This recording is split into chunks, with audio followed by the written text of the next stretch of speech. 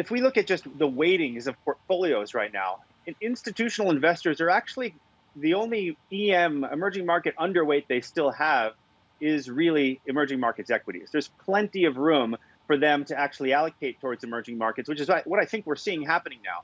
Emerging markets is more of a growth proxy, and last year's multiple expansion was a policy-driven event. So now that we have this growth expectation in the works, we want to look to see where the biggest growth markets will be, and emerging markets checks that box. So I think that this is going to be a great year for EM as we start to see allocation to even if we just built that up to market weight positions, benchmark positions. There's plenty of room to drive EM higher here.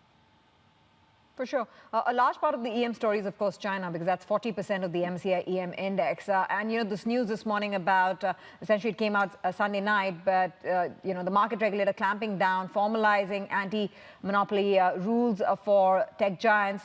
How does that set in with sentiment on techs in this part of the world? In the short term, it will be a bit, it'll make some volatility, I think, in the short term, but we're not seeing that impact any desire for portfolio flows into China. And I think in the longer term, medium to longer term, investors will celebrate and embrace that a bit. Because what does that mean? It means that China is putting more attention on the things investors have been demanding, more transparency and more checks on competitive behavior, which is in the long term positive for financial markets and capital markets.